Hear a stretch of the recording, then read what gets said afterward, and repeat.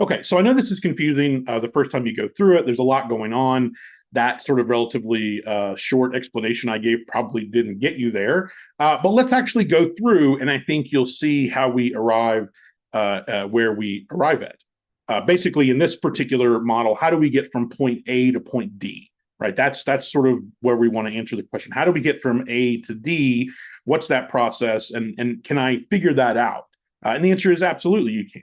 So in time period t minus one, everything's fine. We're at potential output, so there is no output gap. So this all drops out, and there's no supply shock, so that's zero. And so all we have is that the aggregate supply is ends up sort of equaling inflation from last period, right? So that's kind of where we start with the model. Now we proceed to time period t. We go forward 1 year.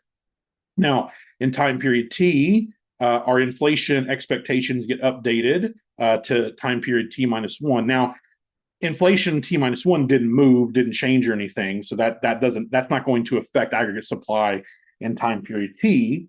And then also in time period t, we have now because yt minus yt potential.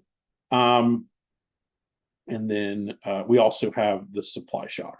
So now the question is, why does aggregate supply go down? Why does it shift back into the left, which is that aggregate supply shifting downward? Well, we have the adverse supply shock, right? That's causing the initial point. So when we go from t minus one to t, that shift of the aggregate supply curve is coming because of the negative supply shock.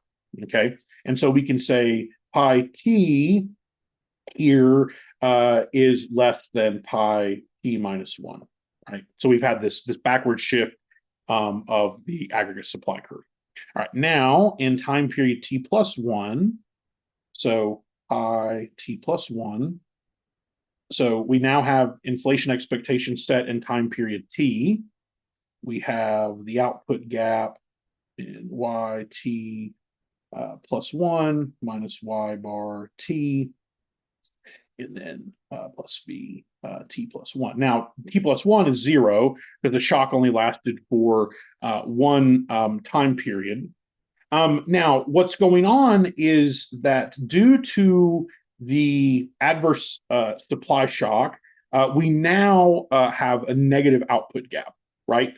So if we look at this output gap here, this output gap is going to decline. So output t plus one is less than potential output at yt plus one. And so as a result, this puts downward pressure on aggregate supply, upward pressure on aggregate supply. So aggregate supply now shifts. And what we have is that pi t plus one is greater than pi t. Now, it's important to understand that the extent of that positive aggregate supply shift is not nearly as much as the initial backward shift. And the reason why is because this output gap starts out sort of relatively zero before the shock. And then after the shock, the output gap just causes there to be a decrease in expected inflation. And so that decrease in expected inflation caused by the negative output gap is what pushes aggregate supply back out a little bit. And then so we proceed to time period t plus two, and we get inflation t plus two is now equal to t plus one plus theta yt plus one minus 2 minus y bar t plus 2. And then again, we'll write vt plus 2, but there is no supply shock. So again, that goes away. So now what's going on with respect to potential output? So we still have a negative output gap. Because we still have a negative output gap, that means that inflation expectations are lower than they were before. And so we have a very similar situation that we had the first time around. And so basically what's going on is that you're getting this upward pressure on aggregate supply being put on by inflation in that time period, because you'll notice in time period T, this is high inflation, time period T plus one, this is still relatively decent inflation. So that's putting that upward pressure on aggregate supply. But then we have this output gap that is putting downward pressure on aggregate supply. And so that's why aggregate supply is ultimately shifting back. And so we can see in pi t plus 2 that is greater than pi t plus 1. And then basically what that now means is that we're at point D. And then at point D, what we now have is yt plus 2. And so the sort of idea here would be is that at a certain point, those inflation expectations are going to stop putting downward pressure on aggregate supply, stop shifting it out into the right. And when that stops is when we get back and there's no longer an output gap. So in a sense, we're going to continue to see aggregate supply shift out until that output gap disappears. And then once that output gap disappears, we will have established ourselves at a lower level of output than we originally started with and at a higher inflation rate. However, the full extent of the negative supply shock is somewhat mitigated by the expectations generated dynamic of the model. And so the idea here is that you get this initial negative supply shock, and then because the negative supply shock causes there to be a negative output gap, which puts downward pressure on expected inflation, this, in a sense, mitigates some of the negative consequences of the aggregate supply shock. Now, the cool thing about this, and I mentioned this to you before, is that we can simulate all this. We can actually see what this stuff kind of looks like. And so these are just the parameters of a basic simulation. I'm actually going to post to Brightspace an Excel file that will contain a simulation using dynamic aggregate supply, aggregate demand, and you'll be able to play around with that. It's actually kind of cool because you can show all sorts of things. And again, you get this interesting story ultimately about inflation and output. So these are just the parameter values for the simulation. They're not super important. The kind of really important stuff here is the output gap coefficient theta, and then the output. Or sorry, that's phi, and then the thetas here are the extent to which the inflation gap and output gap affect the Taylor rule. So these pieces can be kind of hard to sort of calibrate. Everything else, the natural rate of interest and all the other stuff, it's pretty easy to start values for that. This, of course, is hotly debated, the coefficients on the output gap in terms of aggregate supply, and then the coefficients on the inflation gap and output gap in terms of aggregate demand. There's always some debate as to what you should set those parameter values at. Here, these are pretty basic parameter values that I set.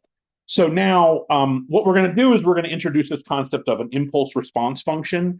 So an impulse response function just tells you what the variable is going to do over time, right? Because now with the dynamic model, we can chart out exactly what the behavior of a variable is over time because we have a dynamic path to show that. So let's do that for the supply shock that we just went through.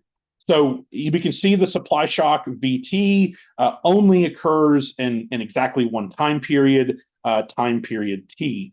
Now you'll notice here that the simulations, we can put the timing of the shocks whenever. We can also put initial conditions of the economy wherever we want to put them, right? Okay, so we look in the bottom figure here. This is the dynamic response to output.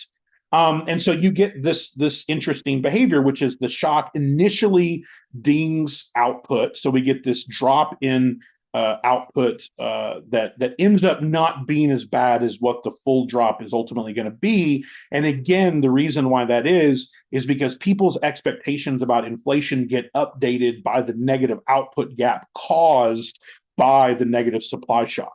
And so the interesting thing here is that the negative supply shock puts inflationary pressure on the economy, right? Because it's shifting back into the left, right? So you get inflationary pressure. The argument here is not that this doesn't cause inflationary pressure. In fact, you can see that the end result of this is that we have higher inflation than what we started with. So the negative supply shock still is going to cause inflation. The negative supply shock is still going to cause a reduction in output, but the dynamics here are a little bit more complex. And specifically, we expect there to be an initial hit to output, but then because of that negative output gap and the updated expectations of inflation, and again, remember, part of this is about expectations of Fed policy. So the fact that there is now a negative output gap, that means that not only do inflation expectations fall, but we also expect the Fed to have expansionary monetary policy through the Taylor rule. And so that is what causes output to rise up somewhat compared to where it falls from the initial shock. Although it's important to notice here, we do not expect output to make it back to where it was. So we do expect even this very singular supply shock, it's not a permanent supply shock, it only happened once, we expect it to actually prevent the economy from getting back to where it was. Okay, inflation starts out very big. So there's an initial spike in inflation caused by the negative supply shock. But then again, you get adjustments to inflation generated by those expectations caused by the negative output gap. And again, the Taylor rule, which is going to induce the central bank to cut interest rates. And so we get this, again, sort of slow downward trend in inflation. But again, we do not expect inflation to get back to where it was. So we expect the temporary supply shock to, in a sense, cause non-temporary inflation. We expect the temporary supply shock to cause non-temporary reductions in output. Again, you get a very Keynesian argument here. If we look at real interest rates, again, we're using the Fisher equation here for real interest rates. Real interest rates rise immediately due to the hit on inflation, and then they're going to decline. But again, never quite getting back to where they were. And then, nominal interest rate follows the exact same behavior as real interest rate. And so, the net result of all this is that the negative supply shock is going to put upward pressure. We're going to get higher inflation. We're going to get lower output. And then we're going to get higher real interest rates. And then again, because you're going to get that sort of inflationary fight potential from the Federal Reserve initially, the target rate's going to go up because that inflationary pressure is going to cause the Taylor rule to say target higher nominal rates. But then because of that output gap and that reduction in inflation expectations, the Taylor rule then says the nominal rate should drop. So the nominal rate dropping is part of the reason why aggregate supply gets buoyed. So the idea would be that the adverse supply shock hits, profitability of businesses goes down immediately, the supply goes down immediately, and we get immediate inflation. The Taylor rule causes the Federal Reserve to respond to that inflationary pressure by raising nominal interest rates. Well, raising nominal interest rates obviously is a way to close the inflation expectations gap. And then also we have the negative output gap, which further pushes downward pressure on expected inflation. And so that's why those nominal rates then decline, again, due to the particular Taylor rule. This is called tapering. There's an initial targeted higher nominal rate because of inflationary pressure, and then we're going to taper that nominal rate target as we lose that inflationary pressure. In a sense, we can think about this in the context of COVID. So think, T here is 2020.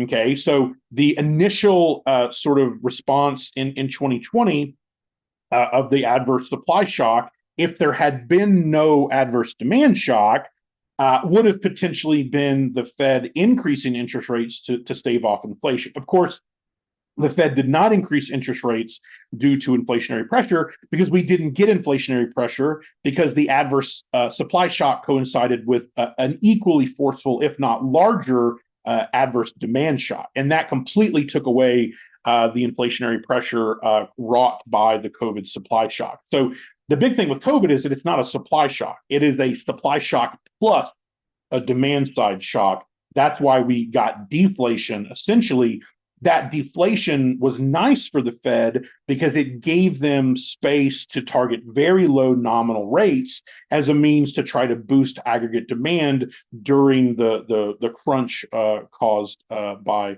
COVID. And then over time, we taper down those nominal rate targets. So in other words, they start to rise up because we're starting to experience that inflationary pressure. Right here, it's the exact opposite because the initial supply shock puts the economy in a bad place at higher inflation. Then the initial monetary policy is a higher nominal rate and then tapering that off as inflation starts to cool due to the positive aggregate supply shifts induced by the negative output gap reducing inflation expectations.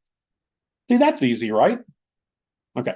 So let's go to a demand shock and look at that from the perspective, again, of the model and then what the response functions would look like.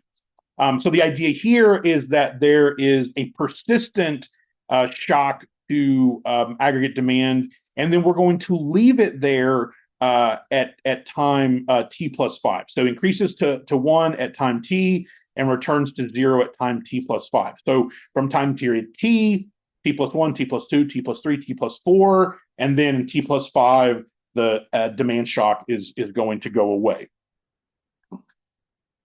And this is going to be a positive demand shock. So we had an adverse supply shock, and now we're going to have a positive demand shock. Okay, so we start at DAD t minus 1, as you can see here. Then there is this positive demand shock that occurs from time period t through time period t plus 4, and then at time period t plus 5, we lose the shock. So again, let's do it the same way we did it before, except look at this from the perspective of a demand shock. So the initial demand shock in time period t of dynamic aggregate demand rising, this of course does a couple things. It puts upward pressure on output, and of course also puts upward pressure on inflation. And that's important, of course, because the higher output and the higher inflation, and in particular, the higher inflation is going to cause aggregate supply to now shift back, right? Now, one thing to keep in mind is that when we say that output has increased here, we have not said that potential output has increased, right? I didn't say Y bar has increased, because if Y bar increased, that would cause a shift in aggregate demand and a shift in aggregate supply. But that's not what's going on here, right? All we're saying is that output has increased, but the potential output of the economy has not changed at all. And in particular, what's going on here is the positive demand shock is causing us to be at a higher level of output than potential. That higher level of output than potential creates a positive output gap. That positive output gap leads to inflationary pressure. So that inflationary pressure caused by the initial positive output gap is going to cause aggregate supply to shift back at time period t plus 1.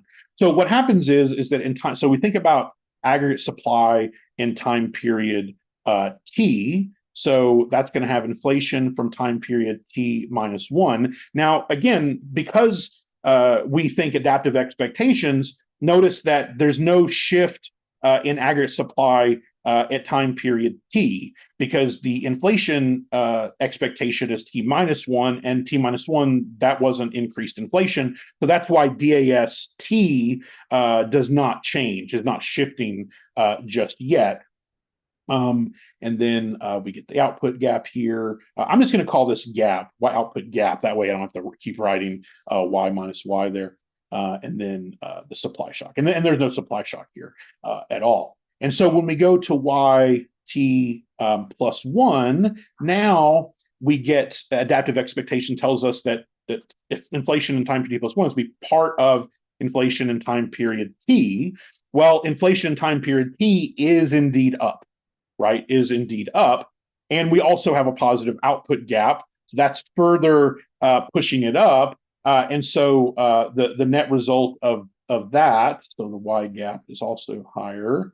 And so the net result of that, of course, is that aggregate supply is going to go down. And when I say, that's always a little bit confusing for students because we're shifting it upwards, but we're saying aggregate supply is going down. That just means that we get less supply at the same level of output. So that's why we consider that to be a supply decrease, even though mathematically you're increasing the actual aggregate supply function, as it were. But in the context of economics, a supply curve shifting back into the left is a negative supply shock. And so aggregate supply is declining, and so we go to T+1. And then what happens here is that for every time period where there is this persistent demand shock, you are having increased inflation expectations. And the reason why you're having increased inflation expectations is because at every point, B, C, D, E, and F, there's a positive output gap. And that positive output gap is going to continue putting upward pressure on expected inflation. Upward pressure on expected inflation is going to cause aggregate supply to continue shifting back. When's it going to stop? It's going to stop when we get one period away from the end of that shock. So the shock ends in time period T+5, that the shock goes away between T+4 and T+5. That's when the aggregate supply shifts are going to stop, because that's when the added inflationary pressure is going to stop. So the idea here is that the positive aggregate demand shock causes inflationary pressure for the entire time it exists. And then once it ends, the economy finds itself in a position of much higher inflation than it was before, but to some extent, at least initially, a higher level of output. The problem, of course, is that when the demand shock goes away in time period T+5, we return to our original aggregate demand. So aggregate demand, in fact, is going to now shift back to DAD. You'll notice here, DAD T-1 and T+5, which means that in the equilibrium in the economy, we're at point G now. Lots of inflation, and in fact, lower output than what we started with. And so the lesson of a positive demand shock is that if you allow it to create persistent inflation inertia, it will not only eat up output, as we've seen in the classical Keynesian models, but it will in fact reduce output. So this is where you get that concern that expansionary fiscal policy, expansionary monetary policy is essentially going to inflate away its own impact. And we actually get an effect here where we get a much lower level of output than where we started with at sort of that potential level. The interesting thing here is that at point G, you think about this in the context of, okay, technically there's now a negative output gap. So it's something to kind of think about there. So we do the dynamics. We can see output goes up for those 4 time periods, but notice that it's declining from T+1 through T+4. And the reason it's declining is because we're getting those adverse supply shifts back. And then again, we do expect output to eventually start to increase, but we do not expect it to come back as we did before. Inflation is going to, in a sense, be permanently higher now. Real interest rates are permanently higher, and nominal rates are also permanently higher, because now with higher inflation, the Taylor rule is going to kick in with higher nominal rates. So I think that's where I'm going to cut us off today, take you through 2 different shocks, supply shock, demand shock, kind of work through the model. You'll do this some more with the problem set. And then I think what I'll do on Monday is for Monday's lectures, I will do a sort of a nice set of review, and we'll go through some additional numerical examples. I'll also post some examples to the Discord over the weekend. But it's very important for you to make sure that you read the chapter in ManQ on the dynamic model very closely, because obviously it gets fairly complicated. And when you start moving through time, that's when it starts to really kind of start to get to you a bit. But keep in mind that the big stuff that we care about in terms of aggregate supply is going to be inflation expectations, right? Pi t or pi t minus one or whatever, and then that output gap. And so shocks to the system affect expected inflation, and they change that expected output gap as well. So anyway, I think that's good for us for this week. We've established the dynamic aggregate supply aggregate demand model. It probably overwhelms you a little bit, but we'll come back on Monday and we'll tighten everything up. I would watch Monday's lecture, maybe like just before you turn in problem set 3, just so you can get a little bit of that additional help. Also, I will have office hours on Monday if you have questions about problem set 3. But otherwise, I'll be in touch through Brightspace, and we will see you next week.